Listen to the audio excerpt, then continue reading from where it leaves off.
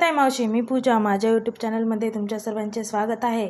तर आपण आज सोप्या पद्धतीत कटाची आमटी बघणार आहोत. याआधी आपण पुरणपोळी कशी बनवायची हा व्हिडिओ बघितला. आज सोप्या पद्धतीत आपल्या आजी, आई, मावशीच्या हातची कटाची आमटी. इथे मी कांदा भाजून घेतला, टोमॅटो भाजून घेतलं, खोबरं भाजून घेतलं, 2 लसणाच्या कळ्या, जिरं, आलं, चिंचेचा कोळ आणि कोथिंबीर. याच मिश्रणात आपण आईच्या हातची चव देणारी कटाची आमटी सोप्या पद्धतीत बघणार आहोत. बघा, मिक्सरला वाटलं, अशा पद्धतीचं वाटण रेडी झालं. चला तर कढई ठेवू. कढईमध्ये आवश्यक तेवढं तेल टाकू. मी 4 जणांची आमटी बनवत आहे, तेवढं मी मेजरमेंट घेतलं. जास्त लोकांचं बनवायचं असेल तर तुम्ही जास्तही प्रमाण घेऊ शकता.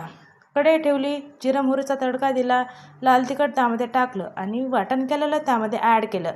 थोडासा कढीपत्ता टाकला, तेही छान परतला आणि आपले घरगुती मसाले ते ॲड करायचे.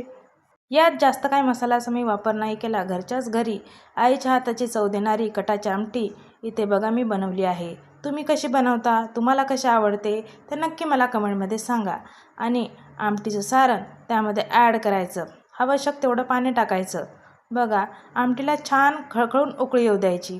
वरून थोडंसं मीठ टाकायचं, कोथिंबीर टाकायची आणि बघा रेडी झाली ना आपली आईच्या आजीच्या हाताची चव देणारी कटाची आमटी. नक्की ट्राय करा. आवडल्यास लाईक करा, शेअर करा आणि सबस्क्राईब करा. तुमची आई कशी बनवते ते नक्की मला सांगा. मीही तसं बनवण्याचा प्रयत्न करेल. आवडली का नक्की ट्राय करा. भातासोबत कटाची आमटी खूप सुंदर अप्रतिम चव लागते. नक्की ट्राय करा.